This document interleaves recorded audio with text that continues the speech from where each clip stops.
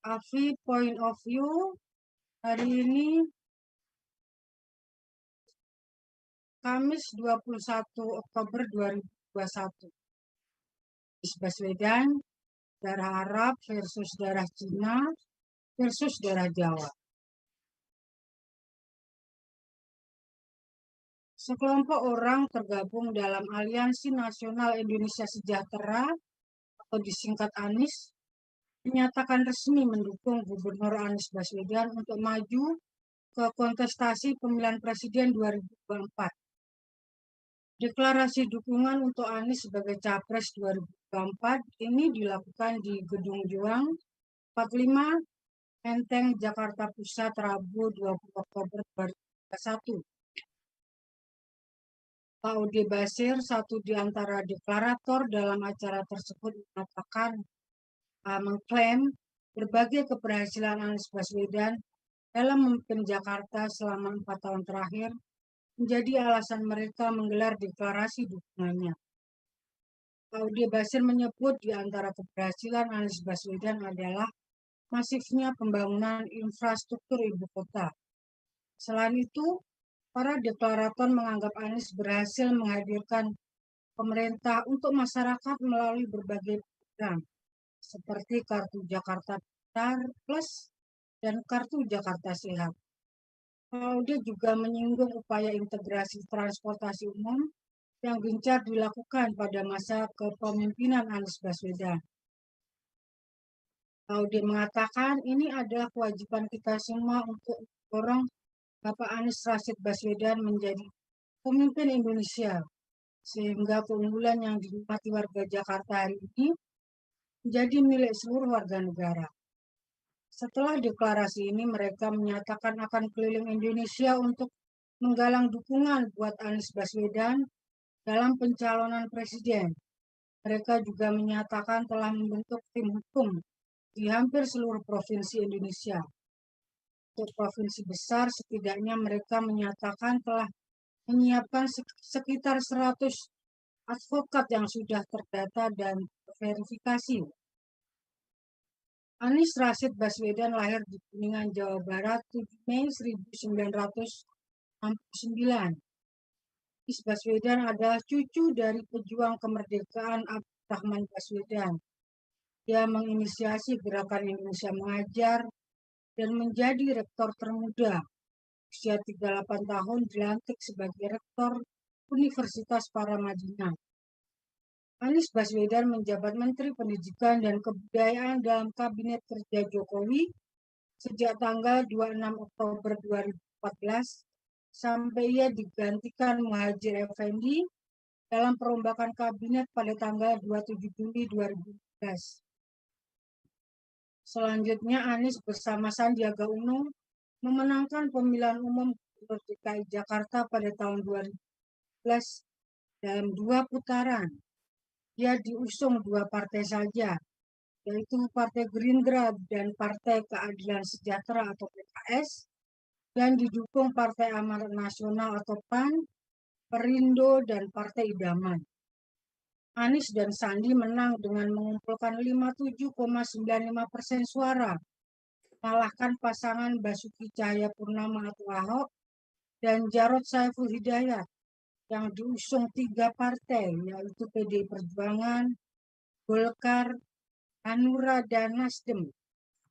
4 partai dan didukung P3, PKB, PKPI, dan PSI.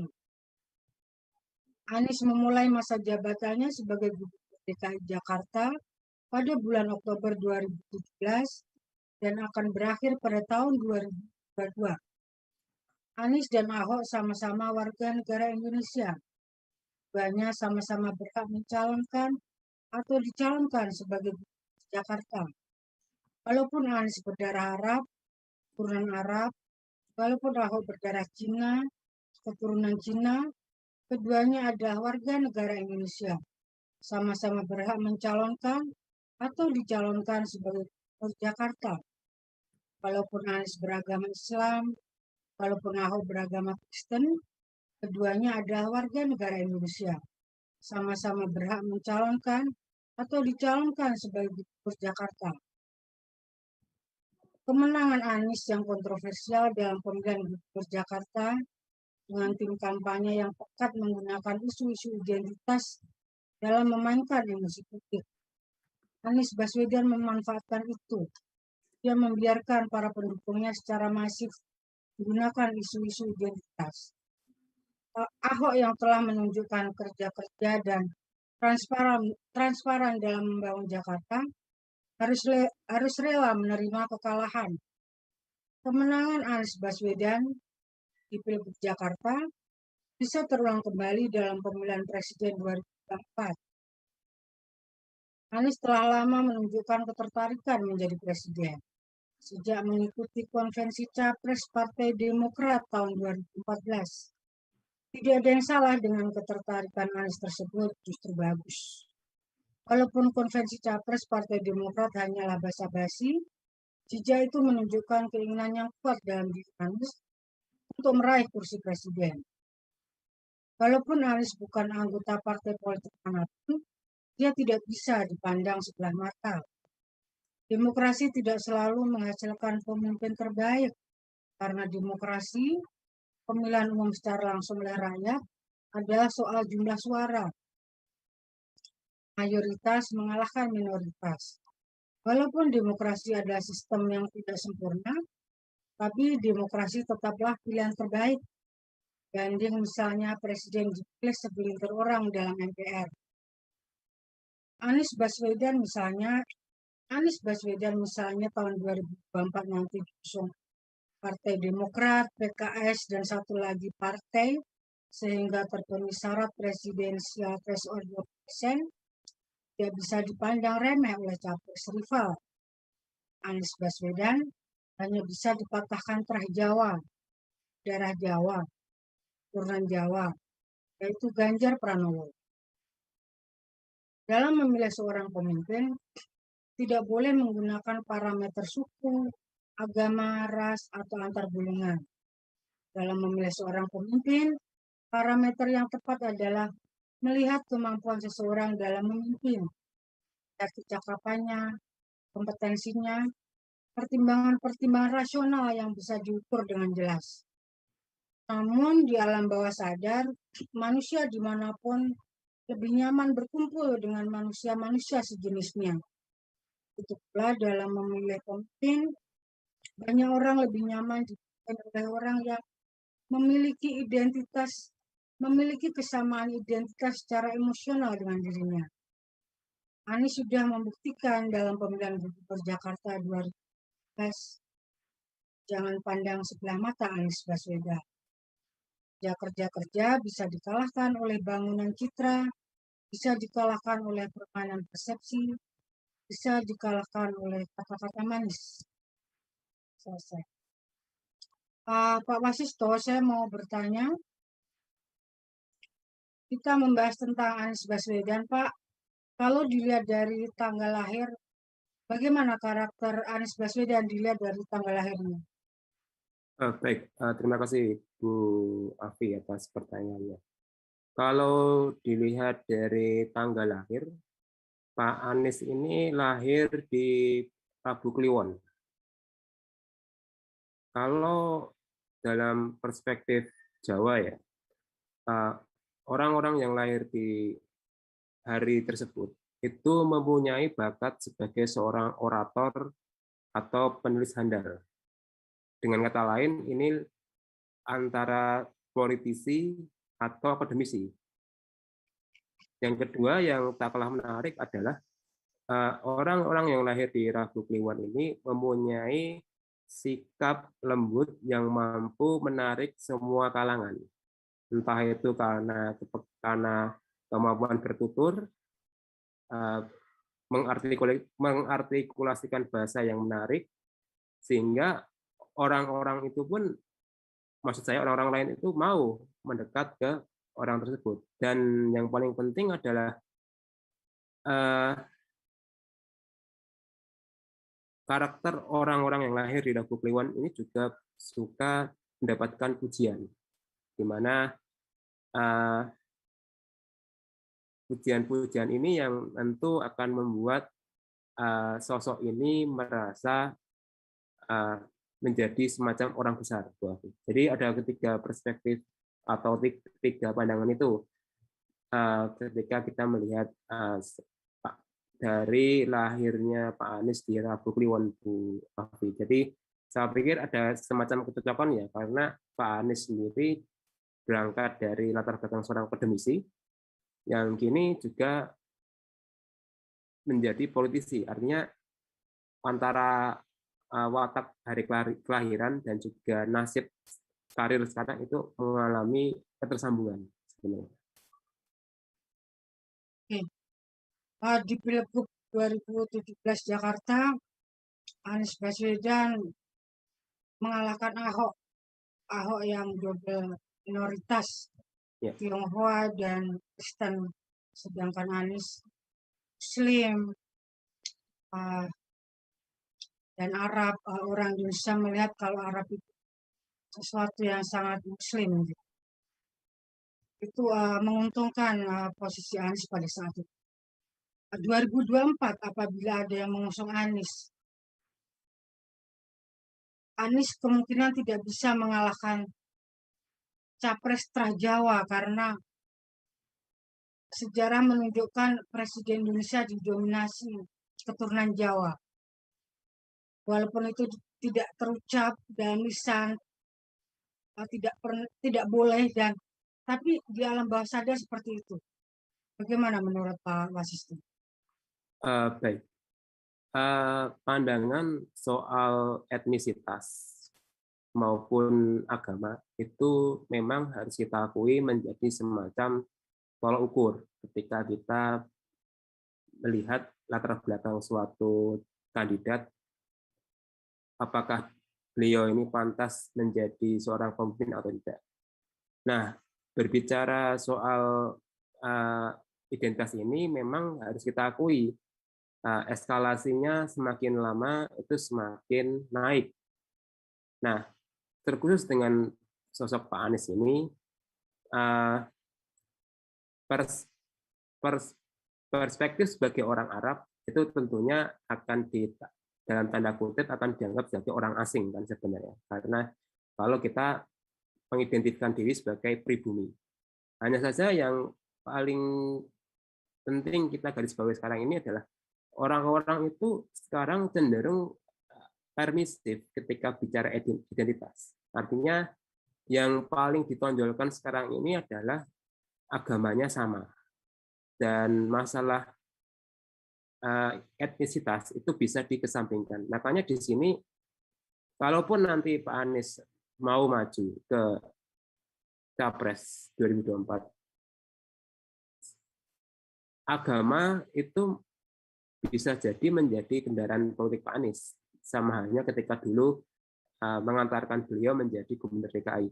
Hanya saja di sini Pak Anies perlu sekiranya mengangkat figur Jawa ya tentunya sebagai cawapres kalau beliau berkenan, supaya terjadi keseimbangan. Karena yang namanya Jawa dalam perspektif politik Indonesia itu seolah menjadi paku sebenarnya. Paku politik yang itu tidak bisa digoyahkan. Sehingga sekalipun nanti ada capres dan cawapres itu tidak ada Jawanya sama sekali, saya pikir probabilitas atau kemungkinan untuk dipilih itu akan kecil. Dan makanya kemudian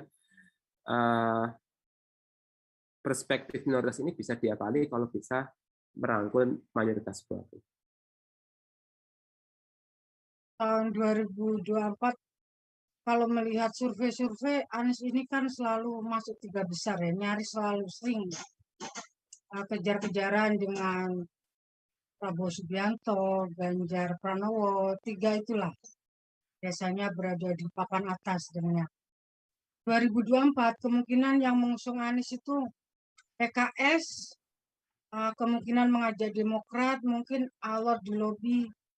AHY pasti maunya RI1, mungkin alot di lobi. Kalau pada akhirnya AHY menjadi cawapres dan kedua partai itu masih belum memenuhi 20%, harus mencari satu partai lagi.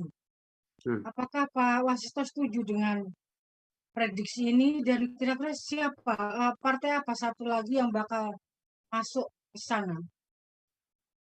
Baik, jadi menyinggung tentang maksudnya AHY sebagai cawapres ya. Tentu di sini ada problematika ego politik Bu Afi dan Tagana, di mana kita tahu posisi AHY kan itu sebagai putra mahkota politik sebenarnya. Sementara Pak Anies ini hanya sekedar istilahnya petarung politik. Tentu dua posisi ini memiliki dampak yang berbeda pula ketika berbicara nominasi. Nah, tentu kalau yang kita lihat tentunya AHY sendiri sepertinya kurang berkenan kalau mau jadi cawapres karena merasa memiliki kendaraan politik sendiri, partainya menang di parlemen, maksud saya mempunyai kursi di parlemen, dan ketiga sebagai anak mantan presiden, sehingga ego politik ini yang sekiranya membuat AHY sepertinya kurang berkenan kalau beliau mau diposisikan sebagai cawapres, cawapres tentunya. Dan berbicara tentang koalisi ya, kalau Pak Anies memang benar-benar mau mencalonkan diri sebagai cawapres, tentu yang paling krusial saat ini adalah bagaimana Pak Anies ini bisa menyatukan semua suara pemilih Muslim, suara partai Islam itu di bawah komando Pak Anies sebenarnya. Karena potensi suaranya itu bisa jadi 2 kali lipat dari hasil survei yang kita lihat sekarang ini. Nah, masalahnya di sini kan sosok Pak Anies ini kurang begitu istilahnya terkenal di kalangan tradisionalis Islam tentunya. Makanya di sini Pak Anies perlu sekiranya memoles citra agar tidak dipandang sebagai Muslim yang berlabel tertentu, sehingga beliau ada di tengah-tengah, sehingga itu yang mampu membuat entah itu kalangan pemilih Muslim maupun juga partai oposisi itu kemudian berkonsolidasi mau mendukung Pak Anies sebagai capres.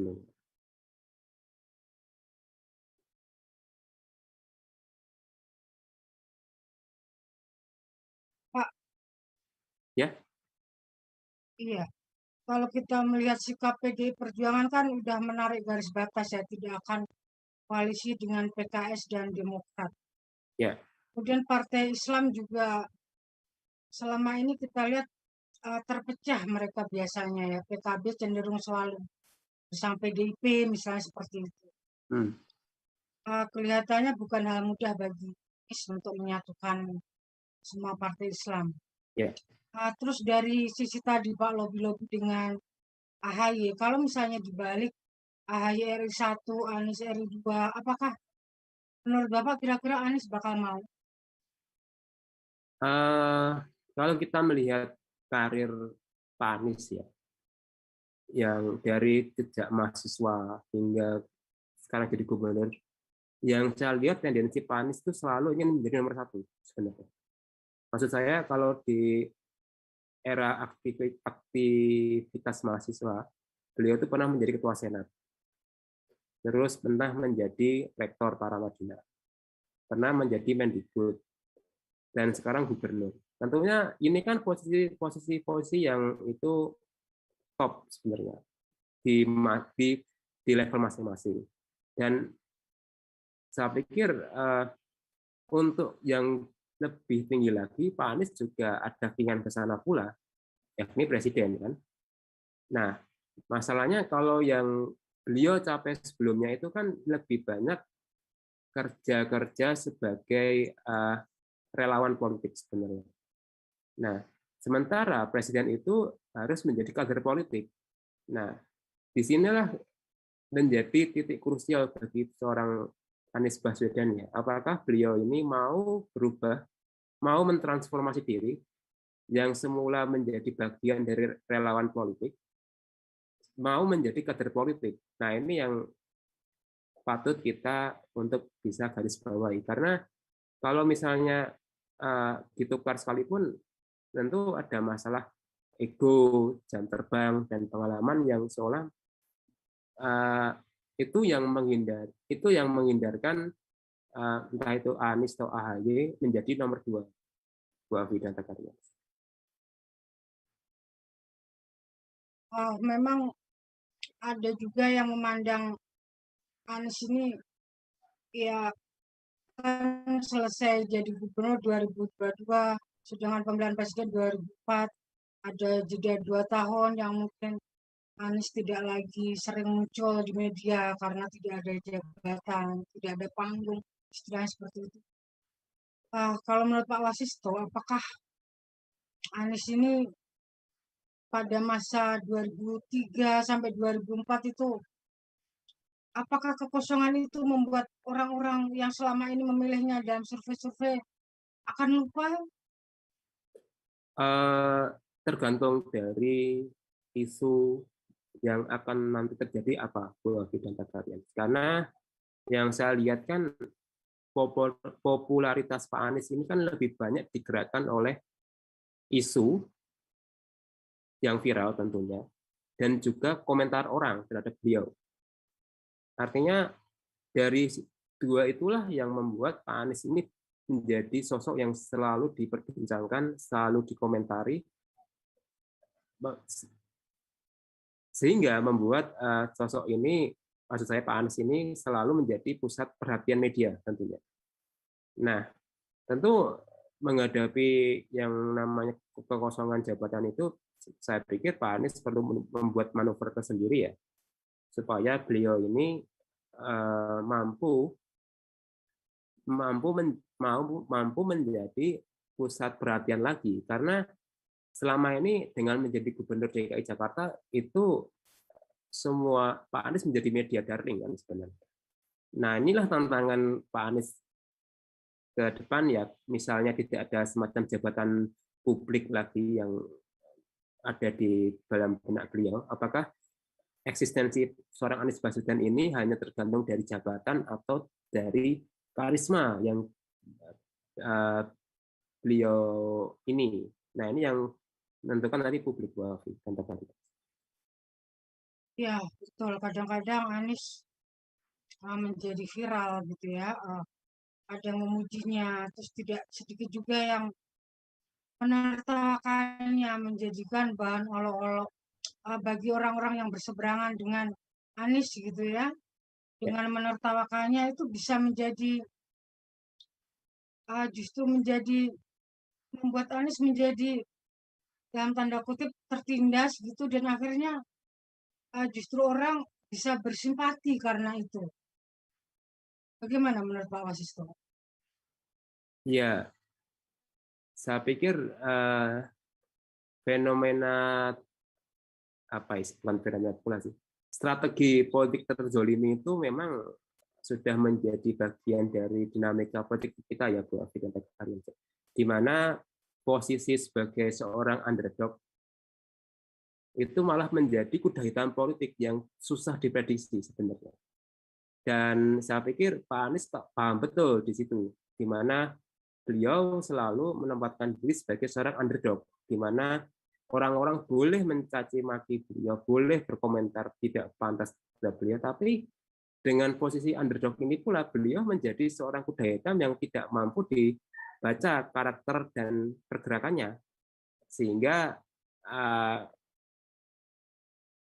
mampu menjungkir balikan semua prediksi, semua pendapat orang tentang dirinya sendiri, Bu Afi. Makanya saya pikir ketika kita membaca pernyataan Pak Anies atau komentar Pak Anies yang katakanlah itu bisa blunder atau tidak, saya pikir Pak Anies justru menikmati hal itu sebenarnya. Dan inilah yang malah justru menjadi sumber beliau untuk terus tetap naik dalam politik Indonesia, di mana dengan seperti itu, dengan menjadi semacam underdog, orang-orang yang tidak tahu politik tentunya, tidak tahu dinamika internal, tidak tahu dinamika Jakarta tentunya, akan bersimpati dengan sosok Pak Anies ini. Kenapa selalu dicaci maki, selalu dibully, misalnya dirundung atau disepelekan tentunya. Nah, inilah yang menjadi modal dasar Pak Anies Baswedan buat Agus. Ini pertanyaan ringan ya Pak, apa ya, supaya nggak terlalu serius. Kalau kita melihat nama-nama presiden Indonesia, kebanyakan memakai unsur O dalam namanya yang menunjukkan identik dengan Jawa. Terus juga yang tidak ada unsur O-nya itu sebentar, kayak Pak Habibie sebentar, Pak Gus Dur sebentar, Megawati sebentar nerusin Gus Dur. Sedangkan Soekarno, Soeharto, Susilo Bambang Yudhoyono, Joko Widodo itu lama gitu. Nah ini Anies Baswedan tuh nggak ada O sama sekali. Sedangkan Ganjar Pranowo ada O-nya ya Pranowo. Terus Prabowo Subianto ada juga unsur O. Apa artinya Pak ini? Baik. Sebenarnya kalau ditinjau secara simbol ya, O ini kan sebenarnya menunjukkan kebulatan tekad. Artinya O itu juga mengindikasikan bahwa hanya ada semacam satu matahari kembar. Satu matahari, tidak boleh ada matahari kembar. Kan? Makanya O itu bulat, tidak boleh ada yang terpisah. Makanya secara simbolik ini yang membuat kenapa orang-orang Jawa ya, itu bisa terus bertahta karena persepsi seperti ini bahwa jadi kekuasaan itu bulat dan tidak terpisah, dan inilah yang membuat orang-orang Jawa yang ada pikiran O-nya itu cenderung eksis di manapun berada ya. Nah, terkait tadi dengan tidak adanya huruf O di nama Pak Anies, tentu kita bisa semacam berdebat ya, apakah memang persepsi kultural ini mampu menjangkau pilihan politik atau memang itu hanya sekedar klise saja. Karena lagi-lagi ya, karakter Pak Anies sebagai seorang kuda hitam itu bisa jadi memutarbalikkan pandangan yang itu sudah eksis seperti huruf O tadi itu, Bu Afi. Sehingga kita perlu sekiranya jangan terlalu optimis bahwa nanti orang-orang yang ada huruf O-nya akan menjadi capres sukses misalnya, karena segala sesuatu itu terjadi dalam politik Indonesia di mana apa ya, blunder di akhir pertandingan itu bisa jadi merubah segalanya. Dan inilah yang saya pikir kita jangan terlalu terbawa dengan persepsi kultur, meskipun itu ada benarnya juga di sebagian orang. Anies Baswedan walaupun tidak tergabung dalam partai politik apapun, kalau melihat jejaknya kan memang ada keinginan menjadi presiden. Tentu juga sudah mulai melakukan konsolidasi, punya tim untuk menggalang dukungan dari berbagai lapisan masyarakat di seluruh Indonesia. Bagaimana menurut Pak Wasisto? Ya, munculnya tim dukungan itu kan adalah khasnya politik Indonesia, Bu. Artinya tim sukses itu di semua level politik itu mesti ada. Dan inilah yang kemudian menjadi semacam katrol politik ya. Karena tidak adanya tim sukses itu tidak akan mungkin suatu kandidat itu akan mampu meraih kursi. Dan inilah yang saya pikir menjadi pakem ya di Indonesia. Nah, terkait dengan munculnya relawan tadi, relawan-relawan politik ini, fenomena voluntarisme politik ini memang kita harus akui menjadi tren ketika Pak Jokowi mau menjadi capres. Hanya saja yang perlu kita garis bawahi di sini adalah gerakan relawan dari Pak Jokowi itu kan cenderung konsisten dan juga mampu lintas kelompok. Nah, sementara kalau kita lihat para relawan yang muncul belakangan ini, misalnya Ganjaris atau sahabat Seknas Ganjar Indonesia, atau mungkin Gema Perjuangan Maharani Nusantara, Barisan Airlangga Hartarto, atau relawan Gaspol, Caimin, dan kawan Sandi, itu kan belum mampu menjangkau semua lintas kalangan, Bu Alfi. Nah, ini yang cukup menjadi semacam pembeda dengan yang kita lihat ketika Pak Jokowi membangun relawannya. Jadi relawannya ini bersifat multi latar belakang dan multi kelompok. Sementara yang kita lihat di berbagai macam deklarasi relawan itu cenderung mewakili kelompok tertentu, katakanlah kelompok menengah atas atau mungkin kelompok menengah bawah. Artinya belum ada semacam kohesivitas. Apakah relawan ini memang benar-benar bisa menyatukan semua elemen masyarakat atau hanya dia segmen tertentu saja yang menjadi ceruk komunikasinya, Bu Alfi dan Tata? Tadi Pak Wasisto mengatakan Anies Baswedan siapapun nanti yang mengusung katakanlah begitu 2024 harus dengan cawapres Jawa. Nah sekarang kira-kira tadi saya sebut saya Ganjar gitu yang bisa mengalahkan Anies di 2024. Kalau dalam pandangan Pak Wasisto, figur siapa atau bagaimana yang bisa mengalahkan Anies di 2024? Apakah Prabowo? Setiap kandidat itu mesti punya semacam wahyunya sendiri-sendiri, Bu Alfi. Wahyu itu semacam legitimasi di mana nanti yang akan berkuasa itu adalah yang bersangkutan. Nah, wahyu ini terkait pula dengan periode di mana kapan pemilu itu berlangsung. Nah, tadi terkait dengan Ganjar atau Prabowo, saya pikir wahyu itu atau legitimasi politik itu cenderung mengarah ke Pak Ganjar. Karena ini adalah masa beliau untuk kemudian bisa naik dibandingkan dengan Pak Prabowo yang katakanlah sudah melewati masanya. Pak Ganjar ini baru mau memasuki masa puncak. Nah, inilah yang kemudian bisa menjadi semacam sinyal kontestasi bagi Pak Anies bila mana kedua sosok ini head to head di Pilpres nanti, Bu Alfi dan lain-lain. Saya membayangkan Pak Anies dengan pasangannya siapa, terus Ganjar dengan pasangannya siapa. Menurut Pak Wasisto, Ganjar bakal dipasangkan dengan siapa dan Anies dengan siapa? Kalau kita membaca pengalaman Ganjar di Jawa Tengah, sosok Pak Ganjar ini kurang begitu terkenal di kalangan pemilih Muslim sebenarnya. Nah, sementara sosok Pak Anies ini kurang begitu terkenal di kalangan informal, kalangan ekonomi bawah maksud saya.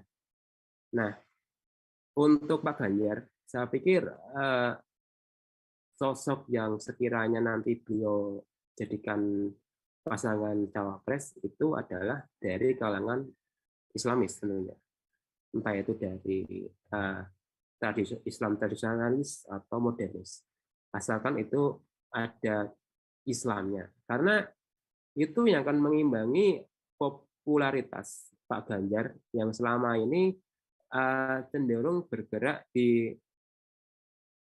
istilahnya non religius sektor, Bu Alfi. Makanya dengan mengangkat figur yang Islamis itu akan memoles penerimaan beliau bisa diterima semua kalangan. Nah, ini yang menurut saya menjadi kuncinya, karena kalau yang kita baca dari kemenangan beliau di Pilgub Jateng beberapa tahun lalu, itu kalau misalnya beliau kemarin itu tidak mengangkat figur Tad Yasin ya sebagai cawapres, sebagai cawagup, itu belum tentu Pak Ganjar kemarin itu menang di Pilgub Jateng. Nah, ini yang saya menjadi semacam standar tersendiri bagi Pak Ganjar ya, kalau misalnya beliau mau jadi capres di tahun 2024. Nah, Pak Anies sendiri yang kita lihat kan selama ini narasi atau orasi pernyataan beliau kan cenderung akademis. dan itu lebih cocok pada segmentasi menengah atas. Nah, itu yang menurut saya membuat orang-orang yang berada di luar latar belakang itu kurang begitu menerima sosok Pak Anies ini karena dianggapnya terlalu elitis dan juga belum terlalu membumi. Nah, saya pikir disinilah kemudian sosok yang itu entah itu berlatar belakang aktivis atau mungkin dari kalangan tokoh informal, ambil contoh kalangan nasionalis tentunya, non PDIP tentunya tentu saja, itu yang akan menjadi cawapres ideal bagi Pak Anies, sehingga beliau sendiri narasi-narasi yang disampaikan itu bisa populis, karena yang perlu dari Pak Anies itu adalah bagaimana mengartikulasikan ide-ide Pak Anies itu menjadi semacam ide populis, karena yang selama ini kita lihat itu ide-ide Pak Anies cenderung Islamis, yang mana hanya ditangkap segmen tertentu saja, Bu Afi dan Caca. Sepertinya sulit ya Pak membayangkan PDIP bakal mengusung Anies gitu, misalnya sebagai capres atau cawapresnya Ganjar, itu kayaknya sepertinya jauh gitu dari persepsi. Mana menurut Pak Sisto? Kalau yang kita lihat itu PDIP itu cenderung konsisten dalam berideologi, Bu Afi. Artinya partai ini selalu berpatokan pada garis tengah kiri. Artinya apa? Partai ini tidak mau menerima sosok yang itu berbeda pandangan dengan Pak Anies, dengan partai ini tentunya. Nah, dikaitkan dengan tadi potensi Pak Anies ini kan cenderung bisa bergerak dari kiri kanan tengah. Dan inilah yang menurut saya kurang begitu disukai oleh PDIP, yang dimana konsistensi dalam ideologi itu menjadi poin utama.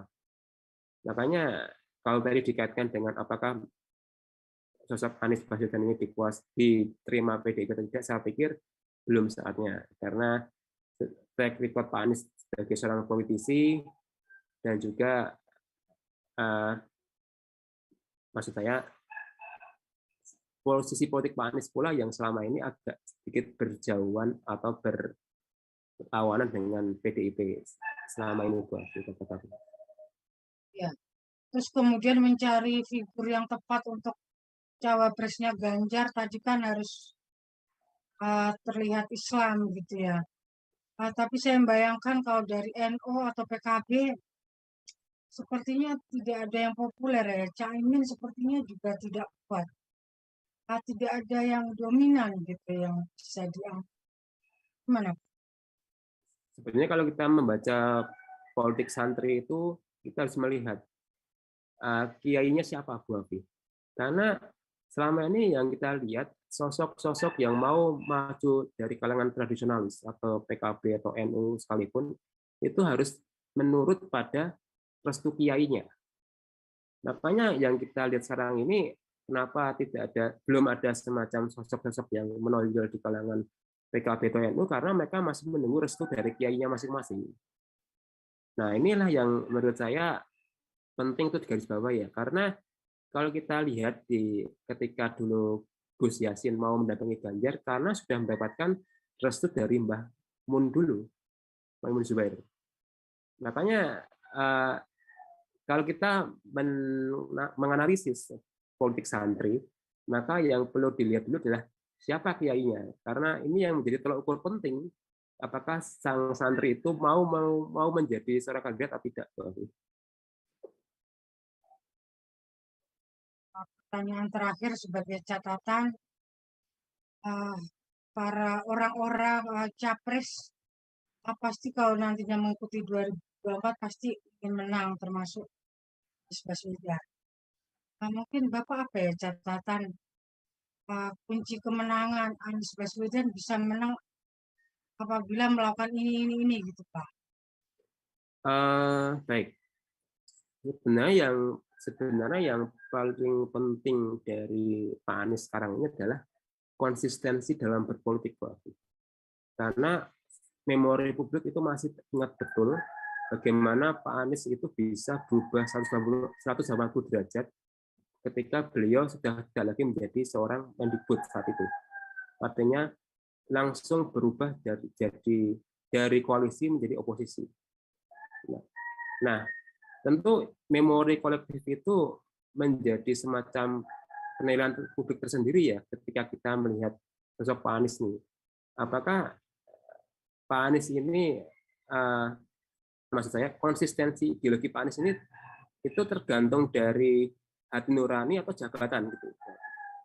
Nah, inilah yang penting untuk garis bawahi tentang konsistensi dalam berideologi maupun berpolitik bagi Pak Anies, sehingga orang itu tidak lagi mencap beliau sebagai seorang yang mampu menjadi seorang kutu loncat yang berpindah satu ke sana kemari karena hanya mengejar jabatan tertentu misalnya. Yang kedua yang perlu kita garis bawahi lagi adalah sosok Pak Anies yang sekiranya harus bisa berkomunikasi intens dengan kalangan di akar rumput, karena secara demografis pemilih Indonesia itu secara garis besar masih dikuasai pemilih yang ada di kalangan pedesaan maupun kalangan maksudnya luar kota lah. Sementara Pak Anies sendiri kan lebih banyak berkecimpung di dalam kota. Nah, saya pikir penting kiranya Pak Anies itu mampu menjangkau pemilih yang di luar segmen basisnya sendiri. Apakah betul Pak Anies ini mampu terkenal di pedesaan atau memang beliau itu hanya sekedar terlokalisir saja keterkenalannya hanya ramai di sosial media maupun di ruang publik urban, Bu Afi dan Pak Pak Sisto, terima kasih untuk perbincangannya, Pak.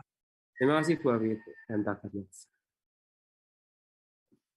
Sekian Tagarias, Afi Point of View kali ini tentang Anies Baswedan. Sampai jumpa.